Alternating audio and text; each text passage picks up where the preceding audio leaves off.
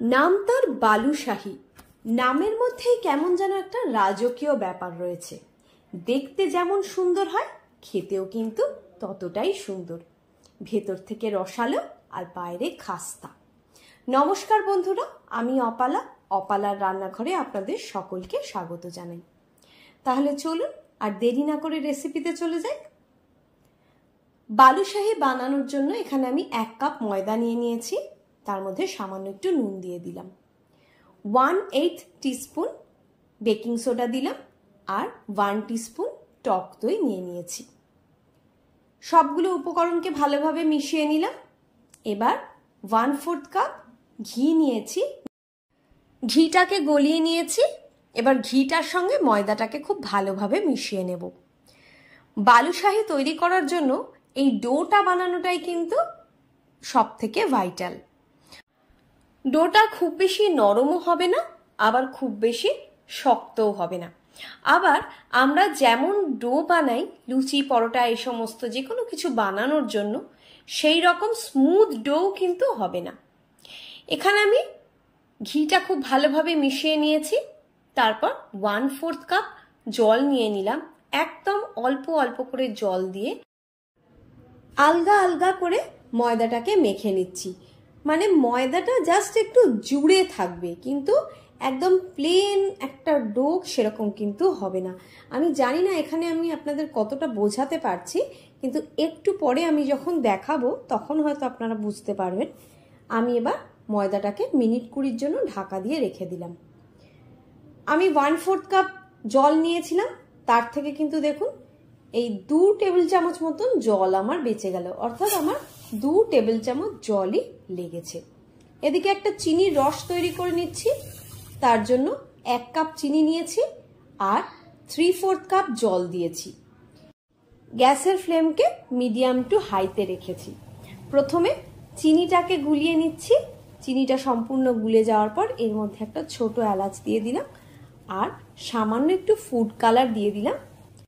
Food কালারটা কিন্তু একেবারেই অপশনাল। 4-5 মিনিট ধরে ভালোভাবে রসটা ফুটিয়ে নিয়েছি। এর মধ্যে 3-4 ফোঁটা ভিনিগার দিয়ে দিলাম। আপনারা চাইলে লেবুর রসও দিতে পারেন। এটা দেওয়ার ফলে রসটা বালুশাহীর উপর ক্রিস্টালাইজ হয়ে যাবে না। রসটা হবে চটচটে টাইপের, কিন্তু এতে কোনো তার হবে না। 20-25 মিনিট পর দেখুন ডোটাকে। এবার ডোটাকে আমি কি করব, এইভাবে ভেঙে ভেঙে একটার উপর আরেকটা পার্টকে এইভাবে আমি চাপাবো। তাহলে বালুশাহীর মধ্যে যে খাস্তা ব্যাপারটা থাকে সেটা কিন্তু খুব ভালোভাবে বালুশাহীর মধ্যে এসে যাবে। এইভাবে দেখুন। আশা করি আপনারা ডোটা দেখে বুঝতে পারছেন এখন যে ডোটা কেমন টাইপের হয়েছিল। এইবার এর থেকে আমি কয়েকটা লেচি কেটে নিচ্ছি। রাফলি কয়েকটা ভাগ করে নিচ্ছি। একদম স্মুথ লেচি যেরকম রুটির মতন হয় সেরকমটা কিন্তু হবে না।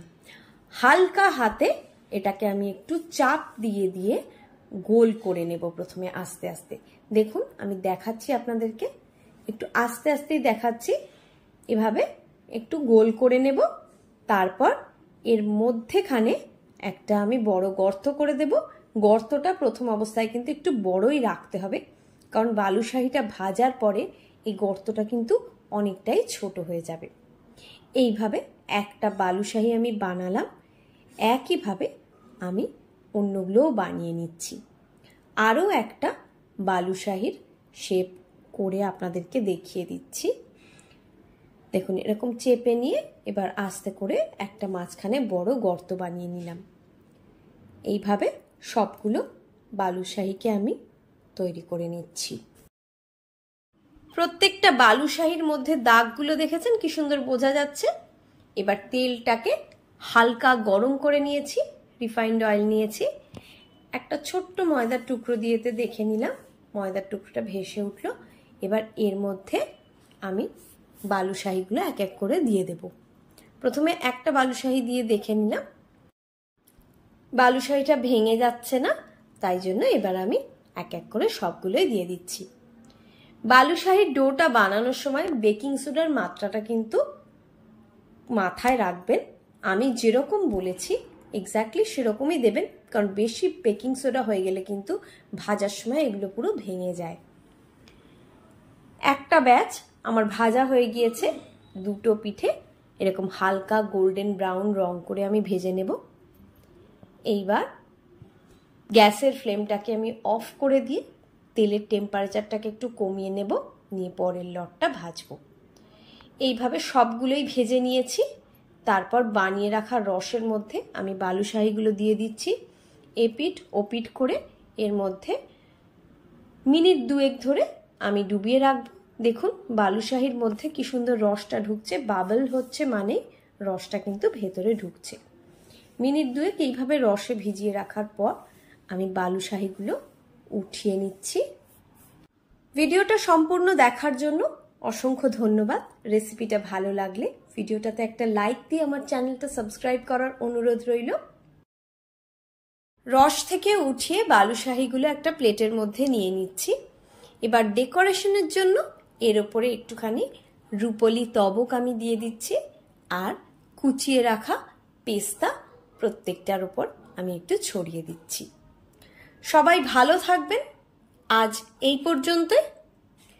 একটা বালুশাহি নিয়ে আমি আপনাদেরকে ভেঙেও দেখিয়ে দিচ্ছি। দেখুন একদম ভেতর পর্যন্ত রস ঢুকে গিয়েছে।